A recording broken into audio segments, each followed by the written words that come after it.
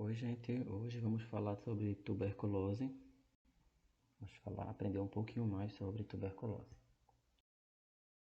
A tuberculose é uma doença infectocontagiosa, o que significa que ela é passada de pessoa para pessoa, ela pode ser transmitida, tá?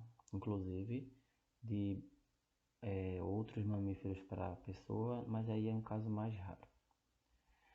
Ela é provocada pelo bacilo, né? O Mycobacterium tuberculosis. Ele está aqui apresentado na imagem. Olha ele aqui, ó, o malvadinho. Aqui também são imagens de microscopia eletrônica de vários bacilos da tuberculose. Ele é conhecido como bacilo de Koch. Por que ele é conhecido como bacilo de Koch? Porque quem descobriu, quem fez a descoberta em 1882 foi Robert Koch, né? Mas essa doença ela não surgiu em 1882. Essa doença é bem antiga. Alguns estudos relatam que ela existe há 3.700 anos antes de Cristo. Estudos em múmias, né? Foi verificado a presença de resquícios da tuberculose. O Mycobacterium tuberculosis, como todo mundo sabe, é uma bactéria, né? O habitat, por ser uma bactéria, o habitat é no solo, na água doce, em estuários. Só uma minoria são patogênicos obrigatórios, né? Ou seja, nem todos os Mycobacterium são patogênicos. Os mais comuns, né, os patogênicos mais comuns que causam tuberculose são o Mycobacterium tuberculosis e o Mycobacterium bovis. Talvez vocês nunca tenham ouvido falar no Mycobacterium bovis. Ele é um agente etiológico, né? Ele é uma bactéria que causa tuberculose em bovinos, né? E ele é transmitido de bovino para bovino, né? Em bois e vacas. Pode acontecer, mas é raro, transmissão do Mycobacterium bovis para o ser humano. É mais raro. O Mycobacterium tuberculose ele é o principal agente causador da tuberculose humana. Ou seja, se a pessoa foi diagnosticada com tuberculose, provavelmente é o Mycobacterium tuberculosis. Como eu falei, em casos mais raros, pode ser encontrado o Mycobacterium bovis. A tuberculose como doença, ela pode ter um início bem silencioso, ou seja, você não perceber, você não sentir, né? Você não ter sintomas. E pode evoluir cronicamente ou eclodir de modo muito intenso e ter um decurso grave e progressivo. O que isso significa? Ela pode começar sem sintoma e pode ou evoluir aos poucos ou de uma vez só já se mostra agressiva, tá? Essa questão de não ter muitos sintomas no começo ou de evoluindo depende muito de fatores individuais, ou seja, de pessoa para pessoa, relacionados com a resistência orgânica, ou seja, a sua resistência, seu corpo é mais resistente ou não, ou se você teve alguma infecção anterior por outras micobactérias, ou se teve imunização, assim como a carga bacilar infectante. O que significa?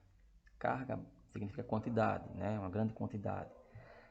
Bacilar, bacilos, as bactérias que infectaram o corpo. Então, se você teve contato com uma grande quantidade de micobactérios, então a grande probabilidade da doença se manifestar de forma agressiva é maior. Se você teve contato com pouquíssima carga, então a doença pode evoluir de forma mais lenta. Mas tem que levar em consideração que tem os outros fatores individuais, a resistência do corpo. A resistência orgânica é o mesmo que falar a imunidade. Você deve ter alguma imunidade sua, inespecífica, que não desenvolve de forma tão forte a doença, ou desenvolve, tá? Profissionais da área de saúde, professores, veterinários, têm maior risco, né? Tem um risco um pouco maior do que a população em geral de contrair a doença. E isso aí é bem óbvio, né? Porque o profissional de saúde trabalha diretamente com pessoas infectadas. Professores têm um contato muito grande com o fluxo de alunos que podem ou não estar infectados. E veterinários por causa do Mycobacterium bovis, ok? ocorrem surtos em condições de grandes aglomerados de pessoas, ou seja, é o que a gente está vivendo hoje. A gente está falando nesse material aqui sobre tuberculose, mas qualquer aglomerado com doenças infecto-contagiosas podem fazer com que surjam surtos, né? Epidemias, e nesse caso do que a gente está vendo atual com o Covid, pandemias, né? Também pode haver surtos nos abrigos, né? E hospitais e prisões. Pode ter surto em hospital, tá? Por isso que tem que ter todo um cuidado. E prisões nem se fala, né? Na verdade, os presos ficam isolados, então qualquer doença que tiver lá, isolados do mundo, mas não entre si. Existe uma aglomeração de pessoas dentro de uma prisão. Nas prisões brasileiras a gente vê uma aglomeração ainda maior. Então qualquer doença infecto-contagiosa se dissemina muito mais rápido na população carcerária. Como se adquire a tuberculose? A transmissão, basicamente, é por via aérea, né? Pelas porções superiores do aparelho respiratório e digestivo. Digestório, né? Que tem digestivo, mas é digestório. Essas são as vias mais comuns quando você tosse, quando você espirra, quando você fala. A gente tem visto nesses últimos meses a questão do coronavírus, então a gente está vendo que as gotículas de saliva que são expelidas no espirro, na fala, na tosse, elas podem carregar o vírus, mas no caso da tuberculose elas também podem carregar a bactéria, ok? E outras doenças também. Existem várias doenças que a dispersão, né, que a transmissão é dessa. Quando um doente com tuberculose pulmonar, né, ele respira, ele fala, tosse, espirra, ele liberta para o ar. Na verdade, a quantidade de bacilos que ele vai jogar no ar depende do ato. Por exemplo, espirrar, atchim! Tem gente que espirra, parece estar espirrando para todo mundo, então contamina o ar. Hoje, com essa pandemia, a gente está vendo que tem que espirrar com o cotovelo dobrado no seu cotovelo, na sua roupa, para não contaminar o ar, né? Se você fala, também libera mais ou menos. Se você tosse, também já libera uma quantidade maior, tá? E outro indivíduo vai lá e inala. Você tossiu perto do indivíduo, você espirrou perto do indivíduo, e aí essas partículas de gotículas carregando as bactérias, né, os bacilos, entram, a pessoa espirrou, vai para o pulmão da outra. Quem anda de ônibus, né, os BRTs, eles são totalmente fechados, com ar-condicionado. Não tem circulação de ar com o ambiente externo. Então o que é que acontece? Quando a pessoa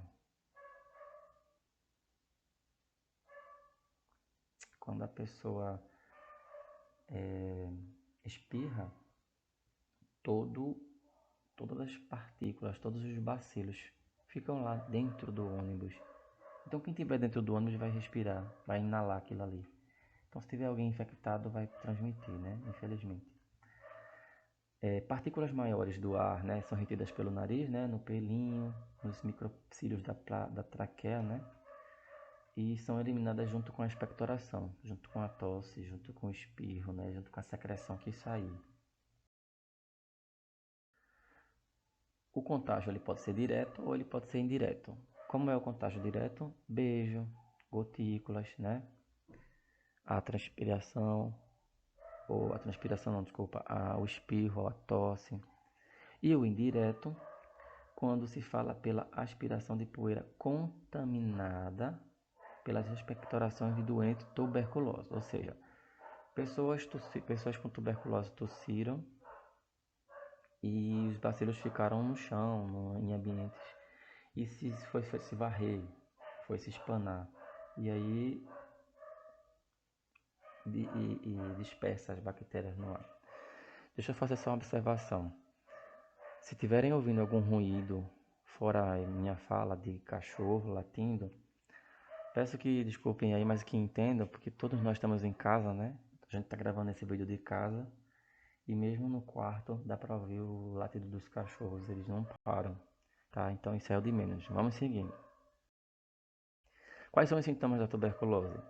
É a febre, né? Geralmente entre 37 e 38, acompanhada de sudação noturna, suor noturno. A tuberculose também tem uma febre recorrente, todo final de tarde.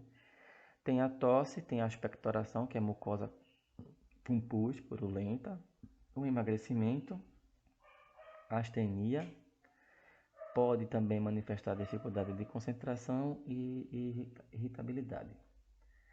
Vou deixar aí para vocês pesquisarem, dê uma pausa aí agora e vão pesquisar o que significa astenia. A tuberculose ela pode se manifestar em duas fases, tá? Na fase primária e na fase pós-primária. Na fase primária ocorre quando um organismo não está infectado por microbactérias, né? Quando ele é clinicamente evidente, causa tosse seca e persistente, né? Aquela tossezinha. Então, com tuberculose primária, aquela tosse que fica tosse sempre, mas uma tosse seca, sem secreção. O local da infecção, ou seja, onde os bacilos estão, normalmente nessa fase da tuberculose, é na zona média do pulmão, né? Quem já viu anatomia ou está vendo anatomia, é no meio do pulmão. O foco primário é demasiado pequeno, né, para conduzir sinais anômalos durante o exame físico. Ou seja, resumindo isso que está escrito aí, os sintomas são tão pequenos, né, em relação ao que é visível no exame físico que não dá para perceber, mas dá para perceber quando você faz uma radiografia, tá? Ainda na fase primária, o diagnóstico se dá, nem sempre é fácil, né? Nem sempre é fácil, mas principalmente porque as bactérias elas podem causar uma lesão e ficarem presas dentro de um granuloma denso, é como se fosse um carocinho purulento, né? Um carocinho, uma massinha, as células ficam dentro. O diagnóstico é sugerido pelas características gerais e por sinais e sintomas localizados. Então, tipo um exame clínico, onde você vai verificar os sintomas e as características clínicas. Inicialmente, as queixas do doente podem não ser valorizadas, ou seja, a pessoa fica se queixando, e aí não é nada demais, não é nada demais, né? O problema é que quando uma doença ela não é valorizada, a queixa do paciente, a doença se agrava, né? E com o tempo pode ficar pior. Se a tuberculose avança, ela pode causar insuficiência respiratória, ou seja, o indivíduo pode ficar com dificuldade de respirar.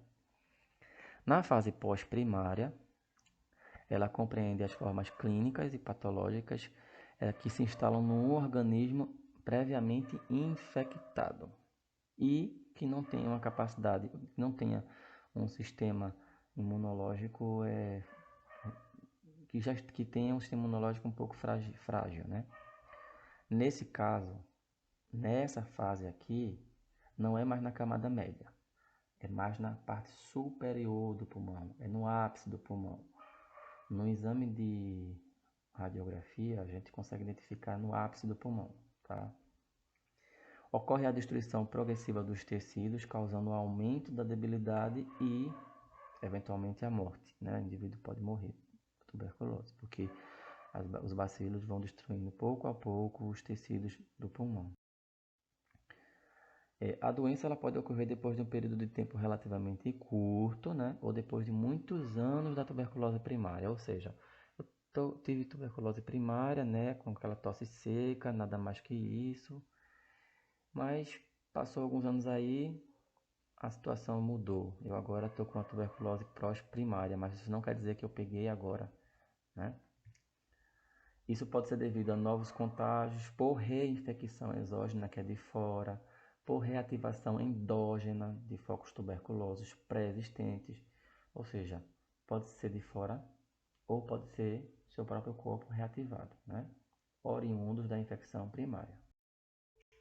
Quais são as complicações da tuberculose pós-primária?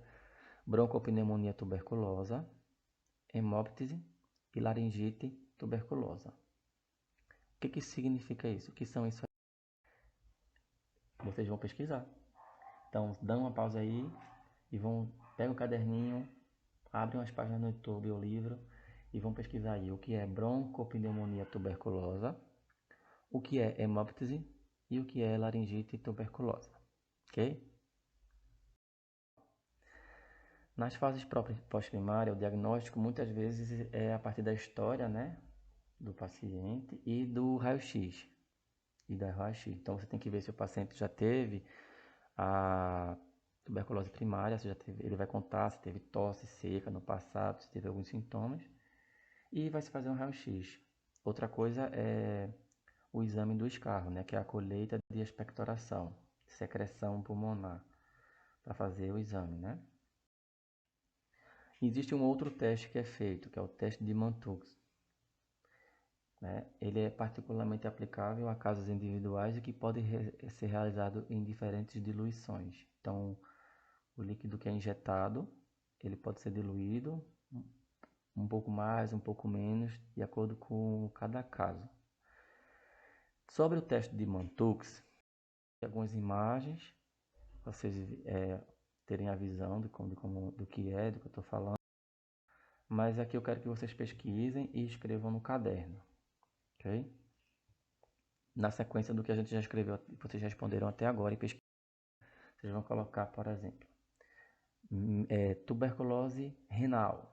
Aí pesquisa sobre tuberculose renal e escreve. Tuberculose renal é assim, assim, assim, assim. Tuberculose óssea. Vou escrever assim, assim, assim. Tuberculose pleural. Então vocês vão pesquisar sobre todos os tipos de tuberculose extrapulmonar. Ou seja, que acontecem fora do pulmão. Okay? A prevenção é a vacinação, né, a BCG, redução das fontes de infecção e a quimioprofilaxia. Por ser uma doença crônica, o tratamento é um pouco longo, tá? A terapia inicial para as formas não resistentes é feita com 3 ou 4 fármacos. A terapia inicial para formas não resistentes ela é feita com 3 ou 4 fármacos. Isoniazida é um deles, pirazinamida é o outro, rifampicina e etubatol, né? Eles são administrados em associação, ou seja, eles podem ser combinados, 3 ou 2, né? Combinado aí, e uma vez por dia.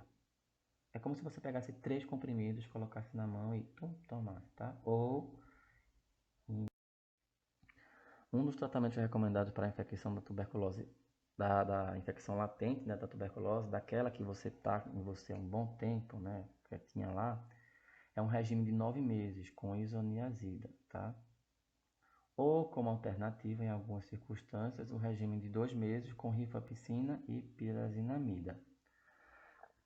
A duração do tratamento da tuberculose pode variar de 6 meses até 2 e 3 anos, se estiver bem resistente no corpo do indivíduo.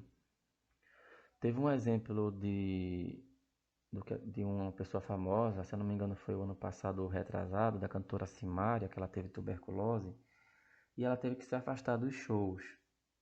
Só que ela não respeitou os 6 meses de tratamento. No caso dela, ela teve tuberculose ganglionar.